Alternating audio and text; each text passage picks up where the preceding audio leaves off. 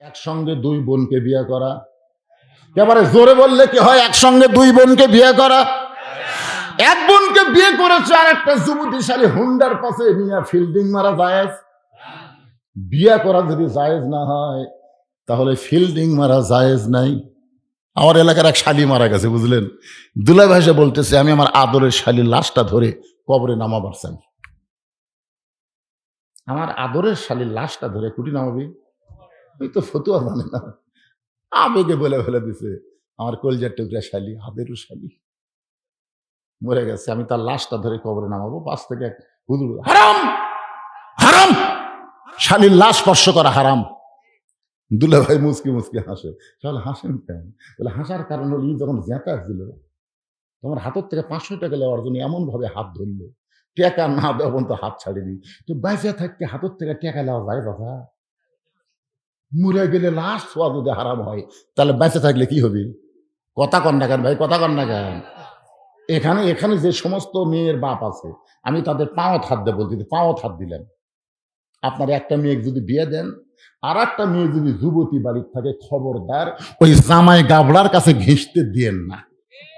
আপনাদের আদম দিকে একজন লোকের নাম আসলো গাবড়া, তোর এখন কি নাম আসলো? গাবড়া। এই শালা গাবড়া আমাকে আদম দিকে ঢুকতে দেয়নি। গাবড়া কতগুলা মাহফিলের প্যান্ডেল পর্যন্ত করছে, গাবড়া আমাকে ঢুকতে দেয়নি। আমি খালি চিন্তা করছিলাম, গাবড়া ওভার ডিউটি করবি, ওভার ডিউটি করবি। হাসতেছেন? আজকে পরকিয়া নষ্টমী সমাজের মধ্যে এই কারণে বেশি হচ্ছে। ধরে কথা কন না কেন, কথা কন না কেন?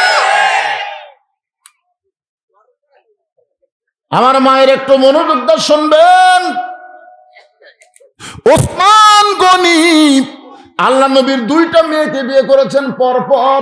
প্রথম যাকে বিয়ে করেছিলেন তার নাম হলো রোকেয়া। রোকেয়া যখন দুনিয়া থেকে বিদায় হয়ে গেল, এরপর যাকে বিয়ে করলেন তার নাম হলো কুলসুমা। এই 2টা মেয়েকে বিয়ে করার কারণে আল্লাহ তাআলা তাকে একটা ডিগ্রি দিল। সে ডিগ্রির নাম হলো জুন্নুরাইন, 2টা নূরের অধিকারী। আপনারা বলেন তো, আল্লাহ নবীর ডবল জামাই, তার নাম কি? খালি ওসমান, খালি ওসমান।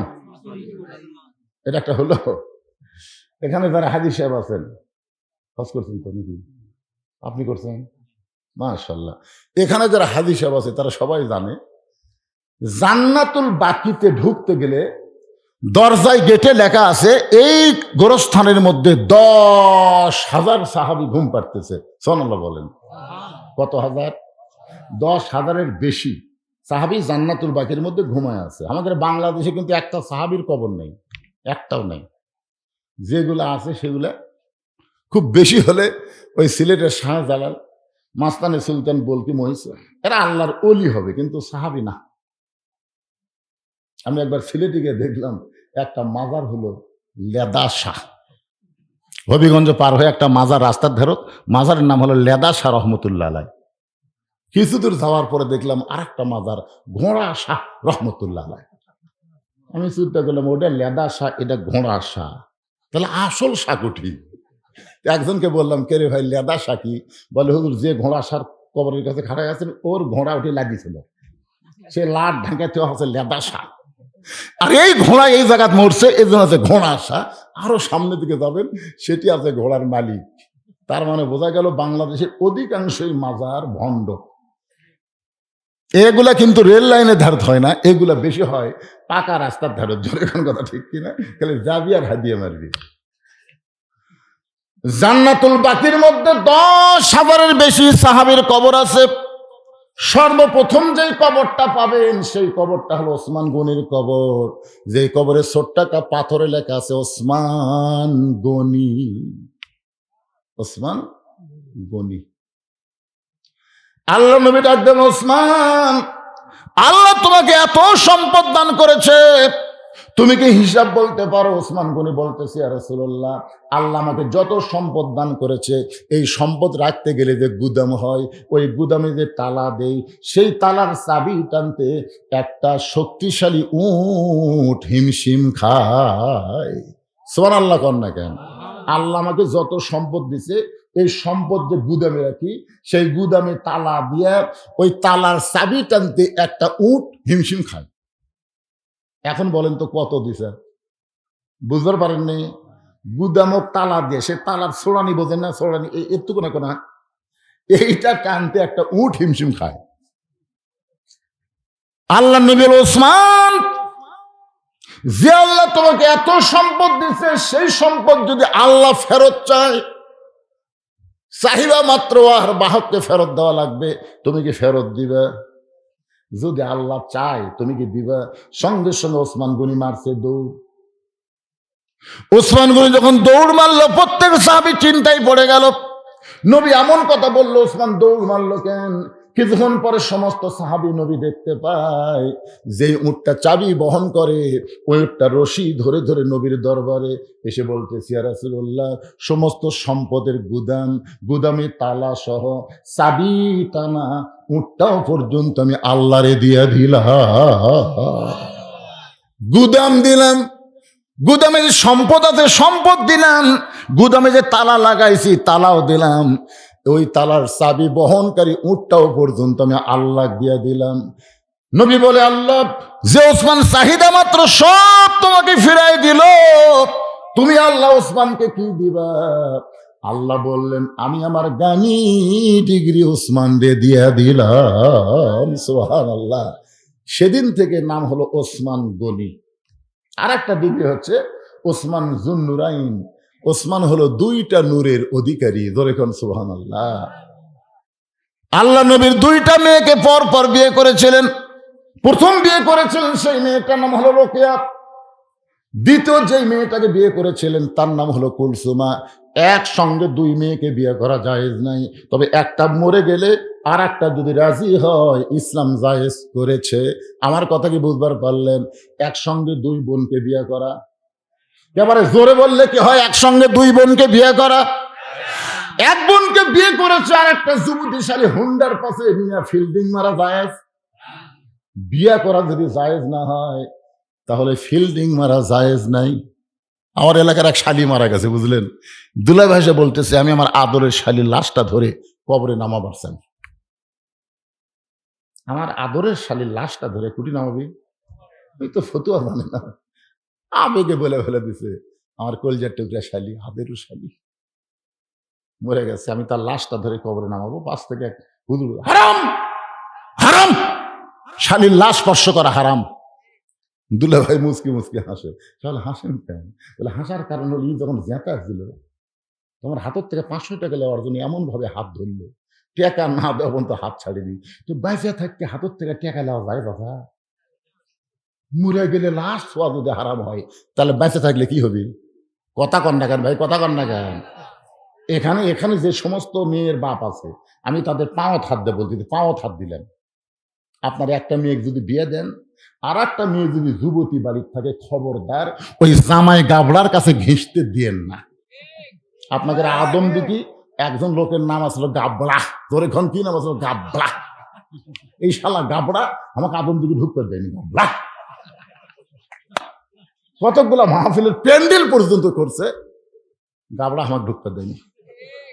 আমি খালি চিন্তা করছিলাম, গাবড়া ওভার ডিউটি করবি, ওভার ডিউটি করবি।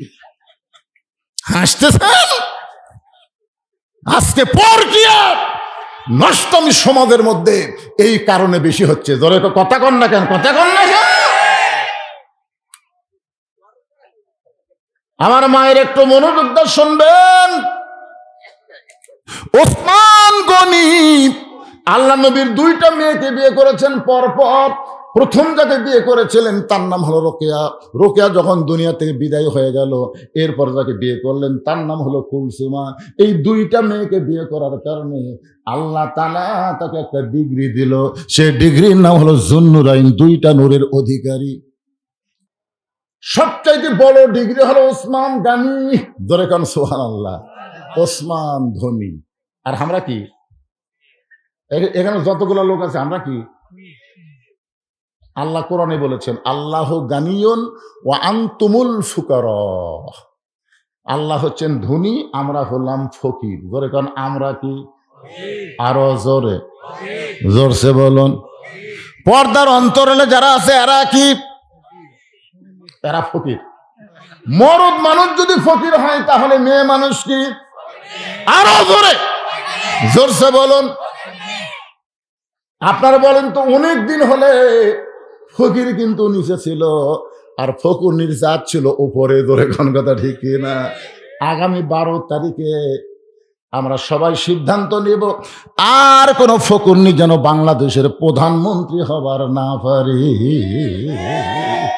আপনারা বলেন তো, ফকুরনির বুদ্ধি কেমন? এক বাড়ির ভিক্ষা করে দেয়, বলতেছে মা মা 4টা ভিক্ষা দাও। বাড়ির বেটার বউ বলছে 4 না 4 সের দেবো। ফকুরনি কয় কে মা 4 সের কেন? শাশুড়ি আমার গাল দেয়, অন্য বাড়ি পান খাবার গেছে, এই সুযোগে তুমি আইছো, তোমার 4 সের চাল দিয়ে আমি সংসার ঢুসে দেবো। ওই ফকুরনি 4 সের চাল দিচ্ছে। ফকুরনি চিন্তা করে সারাদিন ভিক্ষা করলে 2 সেরই হয় না, আরে এক বাড়ি দিল 4 সের। বেটার বউ বলে ফকুরনি মা খবরদার এই কথা যেন কাউরে কইও না। ফকুরনি বলে আমার কি ঠেকা পড়ছে, আমি কাউরে কব না। ওই 4 সের চাল পেয়ে রাস্তা দিয়ে যাচ্ছে আর বলতেছে ওই বাড়ি বেটার বই শাউরির কি হলো, আমাকে 4 সের চাল দিয়ে কইছে কাউরে দাম করো না, আমি কমো না। একলা একলা গল্প করে আর কমো না। একজন জিজ্ঞাসা করে ফকুরনির বিরুদ্ধে কি হয়েছে, ওই বাড়ি বেটার বউ 4 সের চাল দিয়ে কইলো কাউরে দাম করো না, কাউরে কমো না বাবা, কাউরে কমো না। চিন্তা করে দেখেন, যেই ফকুরনি সামান্য একটা ঝোলার চাল সামলাবার পারলো না, সেই ফকুরনি যদি দেশ সামলাবার দেন পারবি? বোঝেন না কেন আপনারা? এই জন্য আল্লাহ কোরআনে বলেন আর রেজালু কাওয়ামুন আলান নিসা, পুরুষ থাকবে উপরে, নারী থাকবে নিচে। এই কথা বক্তা বল নসিবের না, এই কথা হলো আমার আল্লাহ। জোরে বলেন কার? যে বাড়িতে মেয়ে মানুষ জোরে কথা কয়, ওই বাড়িতে মরদ মানুষ আছে কি না বোঝা যায় না।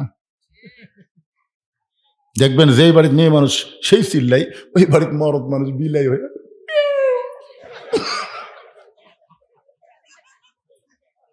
আচ্ছা আপনারা বলেন তো, আপনাদের এই প্রসাদখালি যখন ঝগড়া লাগে মরদ মানুষের কথা শোনা যায়? ভাই রে, মেয়ে মানুষের টুটির পাওয়ার ভাই। তাহলে ঠিক বলেন না, যার বউ ঝগড়া করে ওই জীবনে জান্নাতে যাওয়ার পারবি না। কারণ মুখের কথা হলো একটা পর্দা। আপনার বউ ঝগড়া করার কারণে তার পর্দার খেলাফ হয়ে গেল। রাসূল বলেছেন দায়ুস লা ইয়াদখুলুল জান্নাত, দায়ুস কোনোদিন জান্নাতে যাবার পারবে না। এই জন্য আমার মা বোনদেরকে আমাদের সাইজের মধ্যে রাখার দরকার আছে না নাই? আমার মায়েদের জন্য বলতে কি মা, আপনাদের বেশি ওয়াজ শোনা লাগবে না, একটা আমল করবেন।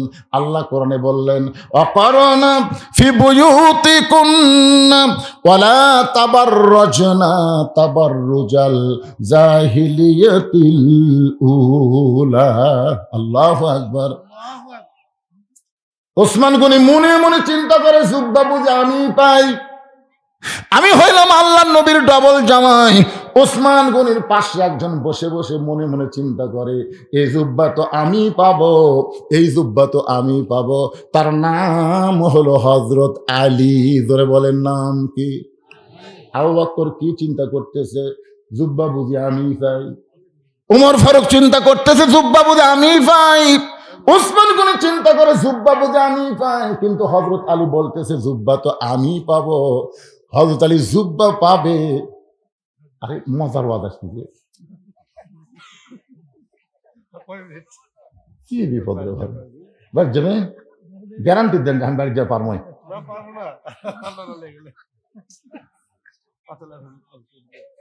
আপনাদের চেয়ারম্যান বসে আছে তো, সেই মজা লাগছে না। চেয়ারম্যানেরা তো বেশিক্ষণ থাকতে পারছে না, বোঝেন না, সারাদিন কাজ কাম করে মানুষের। এখন তো একটা ফকুরনি পর্যন্ত ও চেয়ারম্যান আমার বৃদ্ধ ভাতার কি হল। আমি হিসাব করে দেখছি বাংলাদেশের যত নেতা থাক সবচাইতে বেশি কষ্ট হলো চেয়ারম্যানের। ধরে কর কথা দেখে এমপি কিন্তু কেউ কথা কর পারবে না, কিন্তু চেয়ারম্যান ও চেয়ারম্যান আমার অটো ভ্যানের চাকা ভেঙে গেছে, অটো চেয়ারম্যান তাহলে আমার রাস্তা দিয়ে ছবি না। ও রে বাবা রে, ভোট নেওয়ার আগে 500 খাইছু, এখন আবার অটো ভ্যান চালাতে পারিস না। কি মনে করতেছেন আগামী নির্বাচন আসতেছে?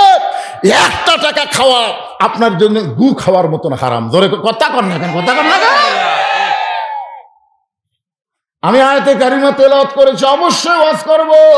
ইন্নাল্লাহা ইয়ামুরুকুম আন তুআদ্দুল আমানাতি ইলা আহলিহা ওয়া ইযা হাকামতুম বাইনান নাস আন তাহকুমু বিল আদল। এই আয়াতের বাংলা অর্থ আমি বুঝাবো। এই কথা কোনোদিনও বলবেন না আমার ভোট আমি দিব, যাকে খুশি তাকে দিব। এইটা কোনো মুসলমানের কথা না। মুসলমানের কথা হলো আমার ভোট আমি দিব, ভালো মানুষ দেখে দিব। ওরকম ঠিক কিনা? এই যে আজকে আমি আশ্চর্য হয়ে গেলাম, প্রধান অতিথির ভাই যে বক্তব্য দিল, মৌলবি ফেল।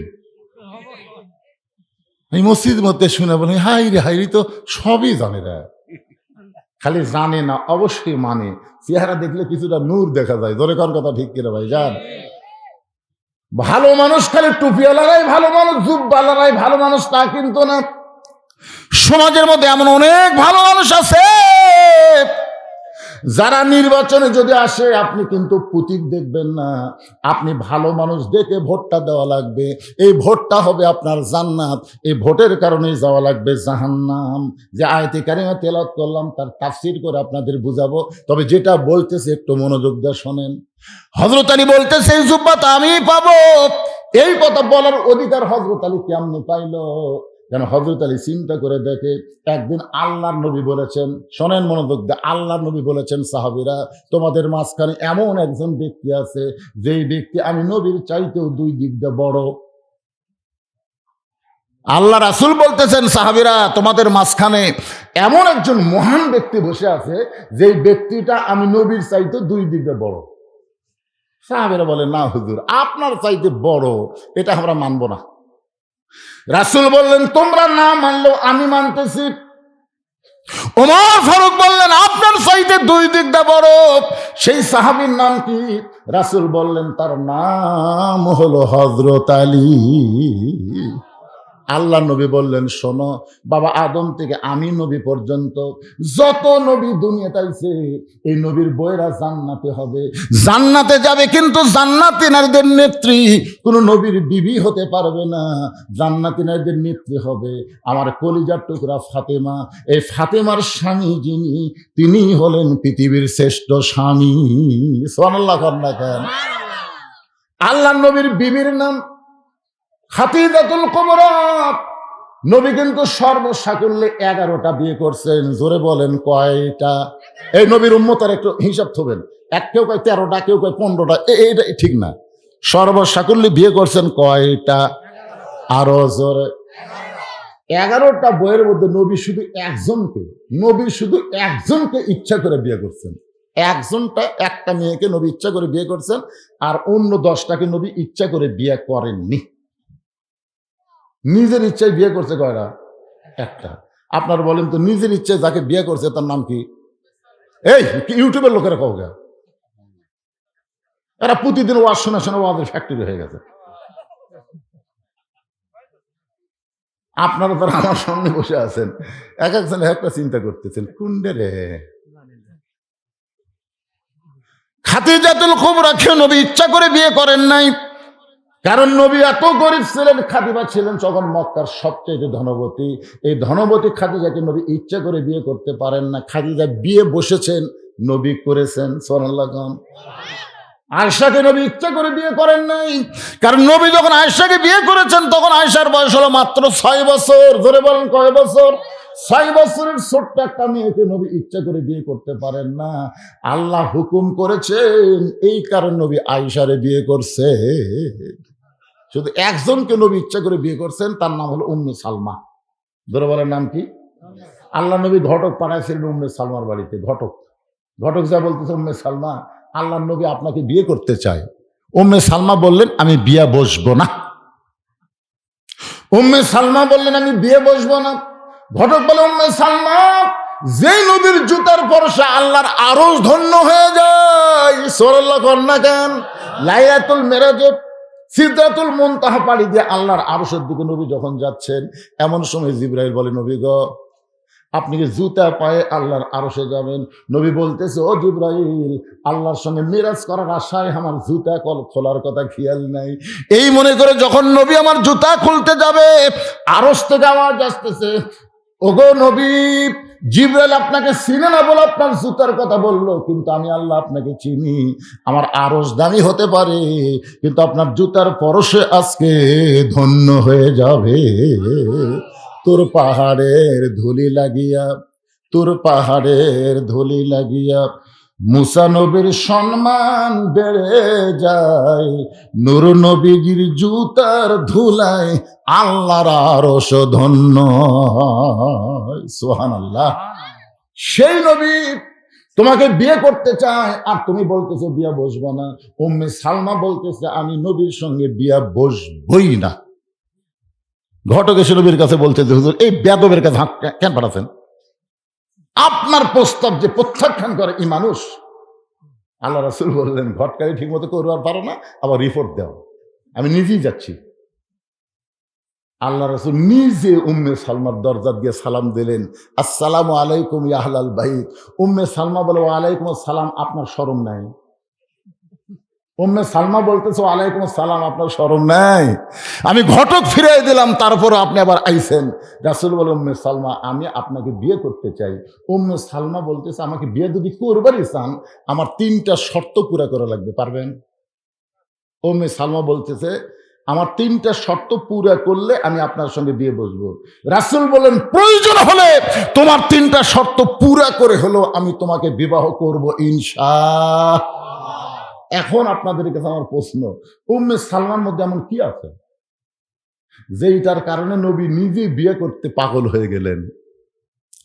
আমার মায়েরা যারা পর্দার অন্তরে বসে আছেন, মা, উম্মে সালমা যে 3টা শর্ত নবীকে দিলেন, পুরুষ মানুষের জন্য প্রয়োজন না হোক আপনাদের জন্য এইটা শোনা দরকার।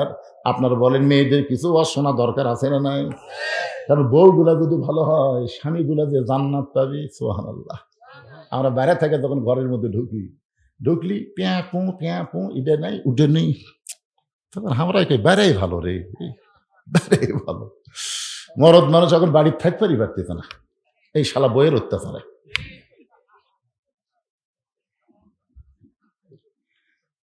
আমার মায়ের একটু মনোযোগ দিয়ে শুনবেন। আপনার হলেন ঘরের রমণী, ঘরের লক্ষ্মী, স্বামীরে খেদমত করবেন, ভালোবাসবেন। স্বামী স্ত্রীর মধ্যে মহব্বত যখন পুরা হবে আল্লাহ তাআলা ওই বাড়ির জন্য রহমত আর বরকতের দরজা খুলে দিবে। আল্লাহ রাসূল বললেন সাহাবীরা রে, বাবা আদম থেকে আমি নবী পর্যন্ত এই নবীর সন্তানের নবী হতে পারবে, জান্নাতি হবার পারবে, কিন্তু কোন নবীর সন্তান জান্নাতি যুবকদের সর্দার হতে পারবে না। কিন্তু আমার কলিজার টুকরা ফাতেমার পেট থেকে যে 2টা সন্তান বের হয়েছে, হাসান আর হোসাইন, সাইদুস শাবাবি আহলেল জান্নাহ। হাসান হোসেনের বাবা যিনি, তিনি হলেন পৃথিবীর শ্রেষ্ঠ বাবা। ধরে কন্যা সুবহানাল্লাহ। স্বামী হিসাবে হযরত আলী কয় নম্বর? কথা কয় না রে ভাই। কোন নবীর বউ জান্নাতি হবে, কিন্তু জান্নাতি নারীদের নেত্রী কোন নবীর বউ আছে? আপনারা প্রতি জুম্মার দিনে সানি খুতবায় কি শুনতেছেন? সাইয়্যিদাতুন নিসায়ে আহলুল জান্নাহ ফাতেমাতুজ জোহরা। জান্নাতের সমস্ত নারীদের নেত্রী যিনি হবে তার নাম হলো ফাতেমা। হাওয়া কিন্তু জান্নাতি, কিন্তু জান্নাতি নারীদের নেত্রী হবার পারবে না। হাজেরা জান্নাতি, সারা জান্নাতি, মরিয়ম জান্নাতি, কিন্তু জান্নাতি নারীদের নেত্রী হবার পারবে না। জান্নাতি নারীদের নেত্রী কে হবে? খাদিজাও হবার পারবে না, আয়েশাও হওয়ার পারবে না, নবীর বউ হওয়ার পারবে না। আবার অনেক নবীর সন্তান নবী হয়েছে, নবীরা জান্নাতে যাবে, কিন্তু জান্নাতি যুবকদের সর্দার হতে পারবে না। হযরত আলীর 2টা সন্তানকে আল্লাহ জান্নাতি যুবকদের সর্দার বানায় দিবে। আমরা সানি খুতবার মধ্যে প্রত্যেক জুমা ইমাম বলতেছে সাইদুস শাবাবে আহলেল জান্নাহ হাসান হোসাইন রাদিয়াল্লাহু তাআলা আনহুমা জান্নাতি যুবকদের সর্দার হবে 2 জন। নাম কি?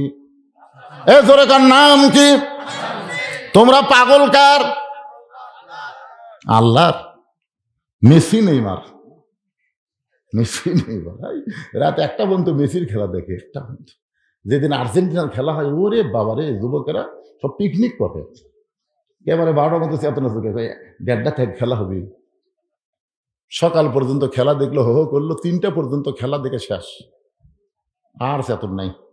বাপ কয় কি আমার ছেলে 3টা বন্ধু হই হই করলো, এখন কুটি গেল। কিছুক্ষণ পরে মুয়াজ্জিন যখন আসসালাতু খায়রুন নাওম কয়, উই নাই। আসসালাতু খায়রুন মিনান নাওম কইছে, মুয়াজ্জিন উই নাই। বাপ কয় আমার যুবক কুটি রে, জানলা দিয়ে ভুলকি মেরা দেখে পাও নাই মাথাও নাই, মানে ল্যাপের তলে চাউল ঢেঙ্গা থসে, চাউলের বস্তা ঢেঙ্গা থসে। বাবা আস্তে আস্তে যায় ল্যাপ যেই টান দিয়েছে, ওরে বাবা, আহ! ছেলের দিকে তাকায় দেখে সকালবেলা সাইড থেকে কুত্তার সাইজ আর কম্বলের মধ্যে ব্যাটার সাইজ একই সাইজ। হাসতেছেন? আপনি বাবা জান্নাতে যাবার পারবেন না যতক্ষণ আপনার ছেলেকে মসজিদে না নিয়ে যাবেন। জোরে কোন কথা ঠিক কি না? আল্লাহ বলেছেন কু আনফুসাকুম ওয়া আহলিকুম নারা, জাহান্নামের আগুন থেকে একলা বাঁচলে হবে না তো, চেয়ারম্যান হিসাবে একলা নামাজ পড়লে হবে না তো, সবগুলো মেম্বারও গিয়ে জামাত করা লাগবে। একলা একলা পড়লে হবে? আল্লাহ কবি তুমি চেয়ারম্যান, তুমি চেয়ার পাচ্ছ, আর মেম্বার গুলা কয়দিন নামাজের দাওয়াত দিছা? বাপকে আল্লাহ বলবে, ছেলেকেও আল্লাহ বলবে। এই জন্য ভাইজান, মসজিদের জন্য মাহফিল, যদিও যুবকেরা অনেক কষ্ট করে ত্যাগ স্বীকার করে আজকের এই মাহফিলের আয়োজন করেছে। হয়তো আলী বলতেছেন জুব্বাটা আমি পাবো, কিন্তু রাসূল তো কারোর নাম বলে নাই। জুব্বাটা নবী কোন সাহাবীকে দিবেন? আজকে আমরা প্রাণ ভরে কথাগুলো শুনবো। রাজি আছেন? কারা কারা আল্লাহ হাত দেখেন তো দেখি, আমি বলে দেবো ইনশাল্লাহ। হাত তোলেন, টান টান করে তোলেন। লিল্লাহে তাকবীর। কিন্তু শর্ত হলো 5টা মিনিট। এই কোরআনের মাহফিলের জন্য আপনাদের সবাইকে 500 500 হাজার হাজার করে টাকা দেওয়া লাগবে। এই প্রসাদখালীর কারা কারা আছেন হাত তোলেন তো দেখি। প্রসাদখালীর নিয়ে আবার হাত তুলছে সামনে, তাই এইরকম ব্যাকা করে সোজা করে চলবে বাজার। আচ্ছা, এই গ্রামের লোকজন আমি দেখতে পাচ্ছি না, হয়তো আমার চোখে ছানি পড়ছে। আচ্ছা, বাইরের কারা কারা আছেন তারা একটা হাত তোলেন তো। আচ্ছা, হাত নামান। আচ্ছা, এই গ্রামের ছেলেরা নাই কেন? যে যুবকেরা আজকের মাহফিল করলো, এই যুবকেরা কুটি গেল রে? এই গ্রামবাসীরা, প্রসাদখালী গ্রামবাসী, আপনার কোথায়?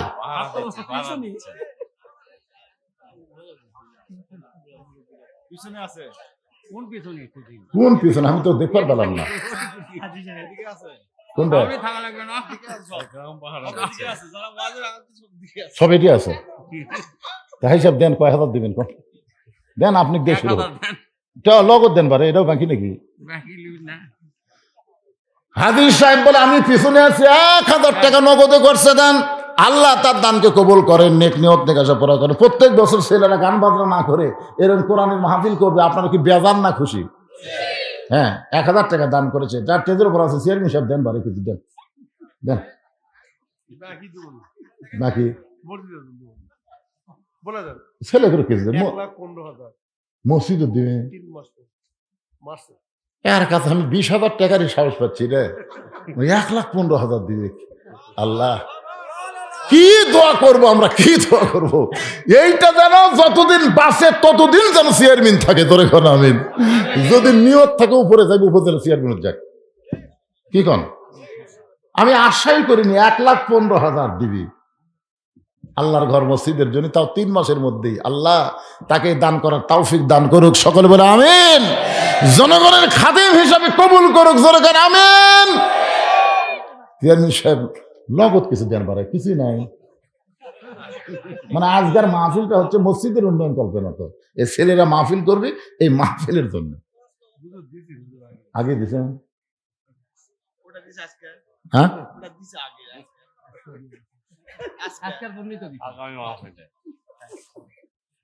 আচ্ছা, আগামী মাহফিলের জন্য হচ্ছে, আজকের জন্য না।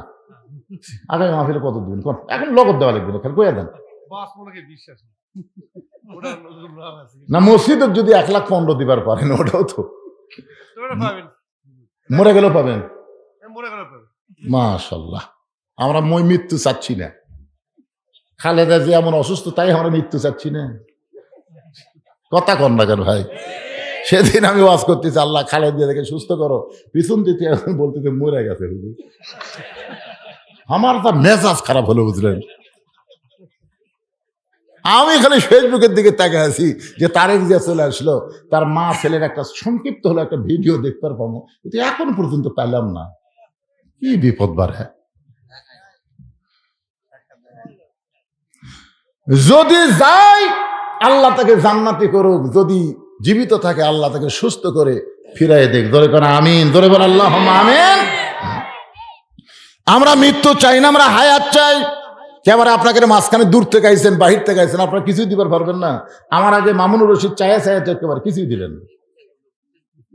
ভাইজান পিছন থেকে আরেকজন দেন তো, এই যারা বসে আছেন দেন দেন, সবাই একটু কিছু খুঁজে খুঁজে দেন নাকি।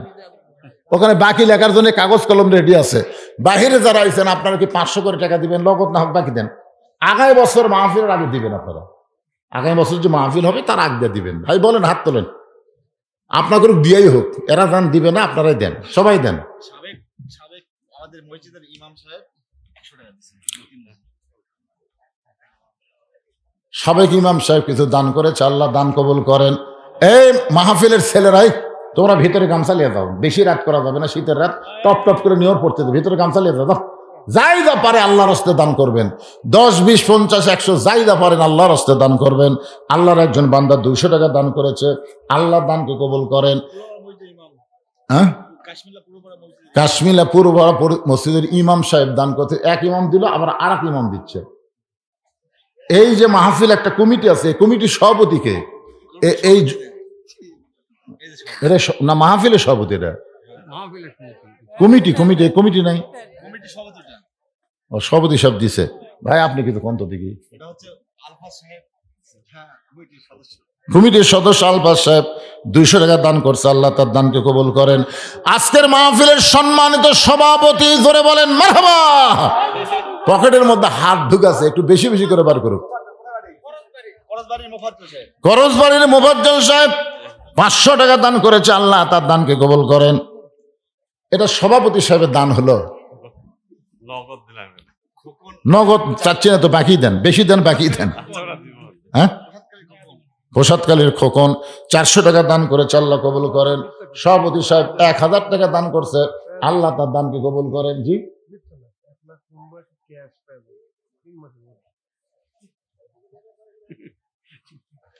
3 মাসের মধ্যে 1,15,000 টাকা ক্যাশে দিয়ে দেবে ইনশাল্লাহ।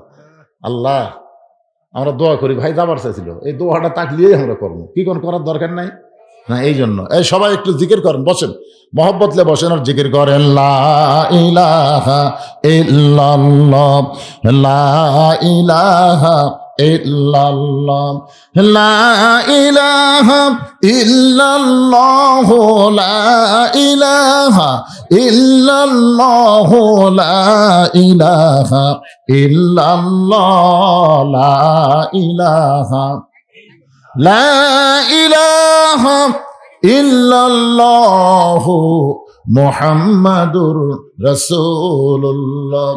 আল্লাহ নবী বলেন আলী, সঙ্গে সঙ্গে হযরত আলী লাব্বাইক ইয়া রাসূলুল্লাহ। আলী মুস্কি মুস্কি হাসতেছে।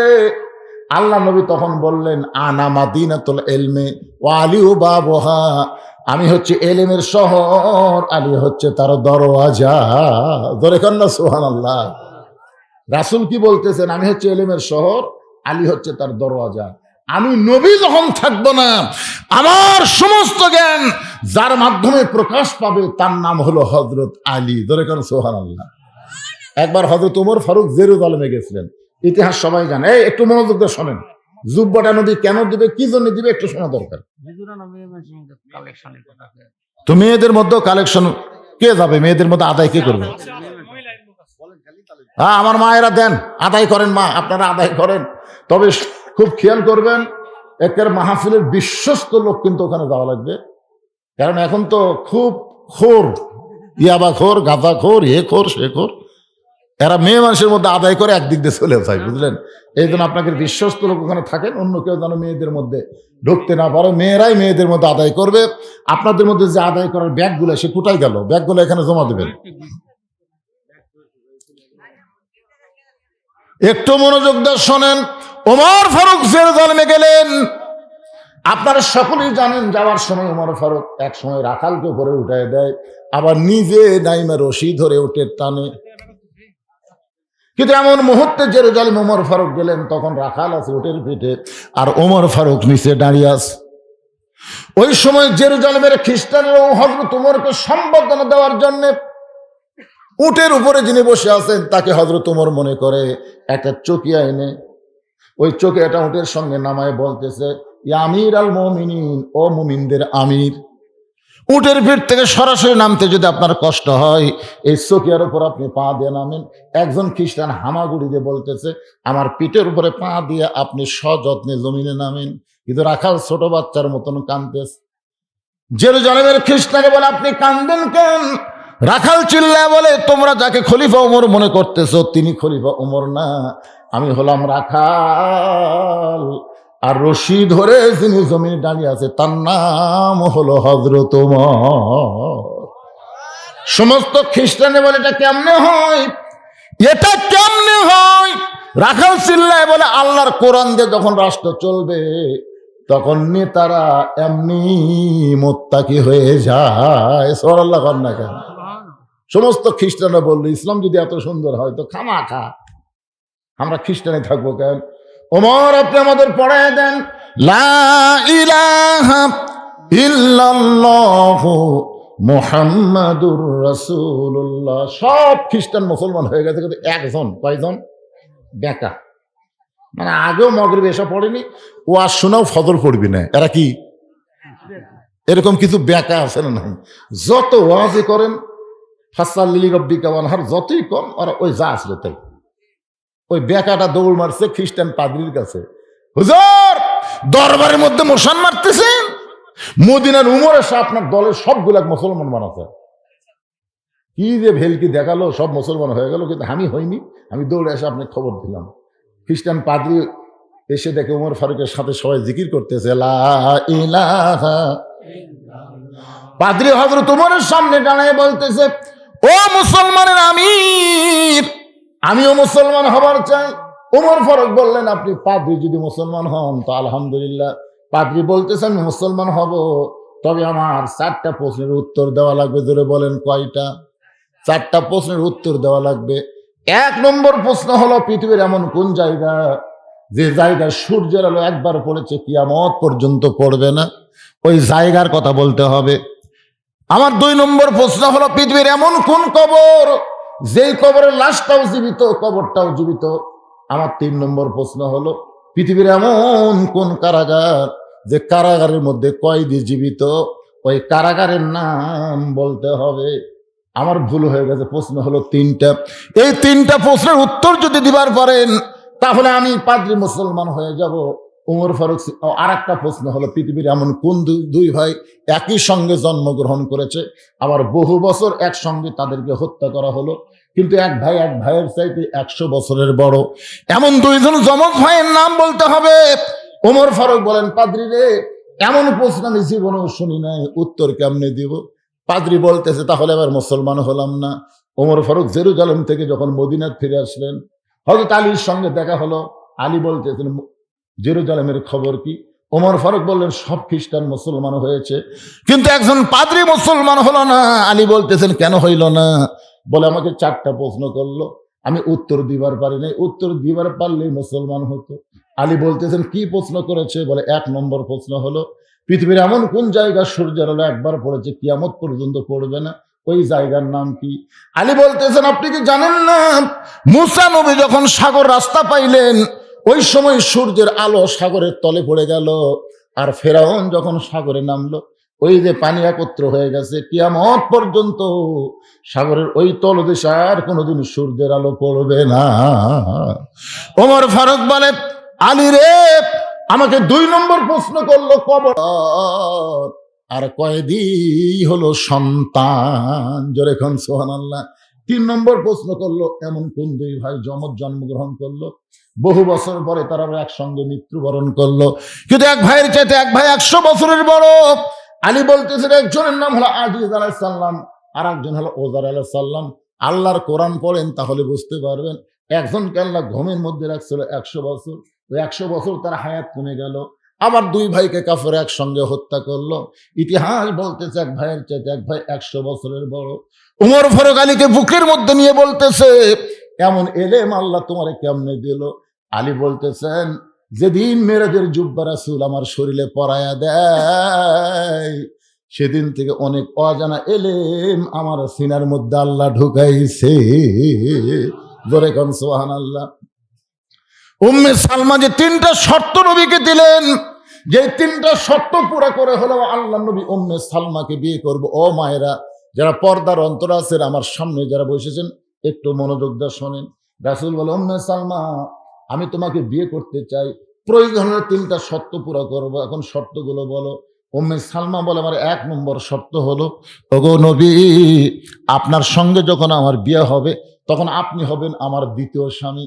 আপনি জানেন আমার প্রথম স্বামী আবু সালমা আপনার সাহাবী ছিল। আপনার সাহাবী আবু সালমা অসুস্থ হয়ে দুনিয়া থেকে বিদায় নিল। আমার বিশ্বাস আমার স্বামী জান্নাতে যাবে, আপনিও জান্নাতে যাবেন। এখন জান্নাতে যাওয়ার পরে আল্লাহ বলেছেন, অলা তাস্তাহি আনফুসুকুম, জান্নাতেরা যা চাবে আল্লাহ তাদেরকে তাই দিবে। আমার পূর্বের স্বামী যদি জান্নাতে গিয়ে আমাকে তার বউ হিসাবে চায়, আমাকে যদি তার বউ হিসাবে চায়, আমি কিন্তু তার সঙ্গে জান্নাতে বউ হিসাবে থাকতে চাই না। আমি আপনার সঙ্গে বিয়ে বসে আপনার সঙ্গেই আমি জান্নাতে থাকতে চাই। এই 1 নম্বর শর্ত যদি পুরা করেন, আমি নবীর বউ হয়ে জান্নাতে থাকবো, আমি সাহাবীর বউ হয়ে জান্নাতে থাকতে চাই না। আল্লাহ নবী বললেন, তোমার 1 নম্বর শর্ত আমি পুরা করাতে নিয়ত করলাম, তুমি নবীর বউ হয়ে জান্নাতে থাকবে। উম্মে সালমা, তোমার 2 নম্বর শর্ত কি?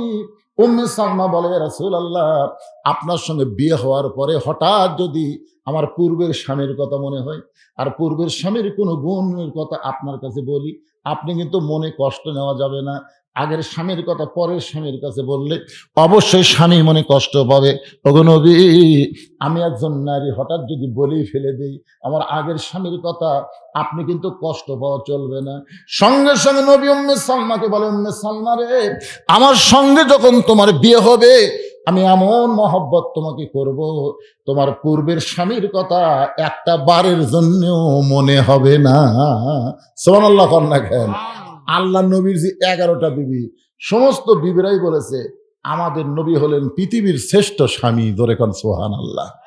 উম্মে সালমা বলে, ইয়া রাসূলুল্লাহ, আমার 3 নম্বর শর্ত হলো, ওই আগের ঘরের একটা সন্তান আমার কাছে আছে, আপনার সঙ্গে যখন আমার বিয়ে হবে আমার ওই সন্তানের দায়িত্ব কে নেবে? আপনি যদি আমার এতিম সন্তানের দায়িত্ব নেন তাহলে আপনার সঙ্গে আমার বিয়ে বসাতে কোনো আপত্তি নাই। আপনার বলেন তো আমাদের নবী কি ছিলেন? শিশুকালে মইরা গেছে মা, গর্ভে থাকতে মরছে পিতা, নবী চোখে দেখলেন না।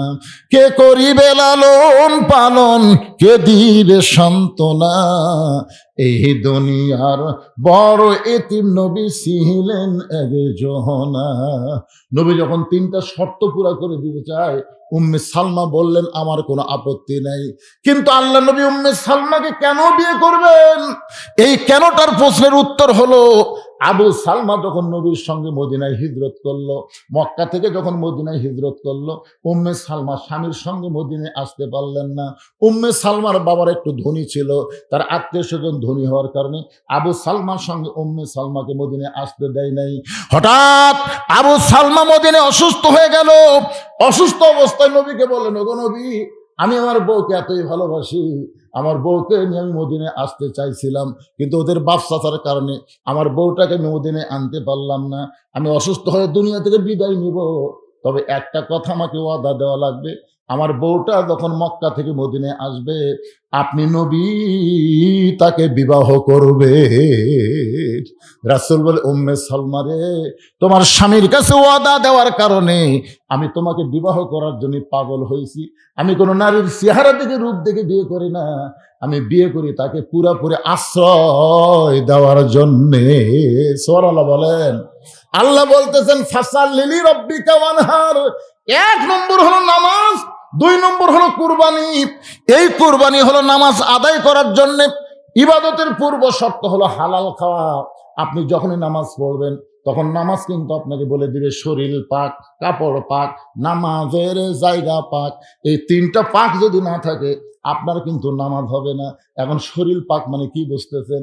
শরীর পাক মানে গোসল করা শরীর পাক না, শরীরের ভিতরে হালাল খাদ্য যদি না থাকে আপনার শরীর যতই গোসল করেন কোনোদিন পাক হবে না। তাহলে নামাজ পড়বার গেলে ইবাদতের পূর্ব শর্ত হলো হালাল খাওয়া। এই হালাল খাওয়াটার নাম হলো একটা কুরবানি। সুবহানাল্লাহ কর না কেন? শরীর পাক, শরীরে কি পাক? কাপড় পাক। যে কাপড় পরে নামাজ পড়বেন এই কাপড় কি হওয়া লাগবে? হালাল টাকা দিয়ে কিনা লাগবে রে। সুদের টাকা ঘুষের টাকা দিয়ে কাপড় একেবারে সে 1000-1200 টাকার কাপড় গাও দেয় মানুষের দেখাচ্ছেন হামাল লাগাল কাপড় কে বলে। কিন্তু টাকা কি হালাল না হারাম? যদি হারাম টাকার কাপড় কিনে যতই হজ করেন নামাজ পড়েন আল্লাহ কবুল করবে না। এই হালাল টাকায় কাপড় কেনা এটা হলো একটা কুরবানি। সবচাইতে বড় কুরবানি হলো ইমানের দাবি যদি কুরবানি হয় সেই দাবি ঘরে বসে থাকা নয়। ইমানের দাবি হলো কিছু বিনিময়। এই নামাজ আর কুরবানি যদি করতে পারেন তাহলে আল্লাহ হাউজে কাউসারের পানি পান করাবে, হাসর হবে তামার ছানি, উম্মত বলবেন পানি পানি। সেই দিনে নবী বিনে পানি দেওয়ার সাধ্য কারো নাই। আমরা সবাই যেন নামাজ এবং কুরবানি করে আল্লাহ রাসূলের হাউজে কাউসারের পানি পান করতে পারি। আল্লাহ যেন তৌফিক দেয়। সকলে বলি আল্লাহুম্মা আমিন। ইস্তিগফার পড়। আস্তাগফিরুল্লাহ রব্বি মিন কুল্লি জামবি ওয়া তুবু ইলাই। আস্তাগফিরুল্লাহ রব্বি মিন কুল্লি জামবি ওয়া তুবু ইলাই। লা হাওলা ওয়ালা কুওয়াতা ইল্লা বিল্লাহিল আলিয়্যিল আযীম। আল্লাহুম্মা আমিন। আয় আল্লাহ তাআলা, টপ টপ করে নিয়র পড়তেছে। কঠিন শীতের ভিতরে তোমার পাগল বান্দা বান্দিরা আরামের বাড়ি ঘুমকে বাদ দিয়া কোরআন হাদিসের মহব্বত কলিজার মধ্যে নিয়ে এই জান্নাতের বাগানে বসে বসে কোরআন হাদিস আলোচনা শোনার শেষে আমি গুনাহগারের সঙ্গে রহমতের দরজায় ফকির হয়ে দোকানা হাত তুলেছি। আল্লাহ মেহেরবানি করে আজকের মাহফিল আমাদের সকলের হেদায়েতের জন্যে, নাজাতের জন্যে, জান্নাতের জন্যে কবুল করো। এই মাহফিলের শুরু থেকে শেষ পর্যন্ত যত আলোচনা হয়েছে আল্লাহ এর মধ্যে যদি ত্রুটি হয়, ভুল হয়, মাফ করে দাও। এর যা হাদিয়া মঞ্জুর করো। সোনার মদিনায় নবী পাকের রওজা মোবারকে আল্লাহ কবুল করে নাও। তামাম আম্বিয়াই কেরাম, আসহাবে কেরাম, তাবিনী কেরাম, তাবিনী কেরাম, তামাম পৃথিবীর মাটির নিচে যত মুমিন মুমিনা শুয়ে আছে আল্লাহ সকলে আরওয়াফে হাদিয়া কবুল করো। ও মাবুদ, আমরা যারা হাত তুলেছি আমাদের জনম দুঃখনী মা, আমাদের বাবা যাদের কবরে চলে গেছে আল্লাহ মেহেরবানি করে মা বাবার কবরকে জান্নাতের টুকরা বানাও। এই পোশাকখালীর মসজিদকে আল্লাহ তুমি কিয়ামত পর্যন্ত কবুল করো।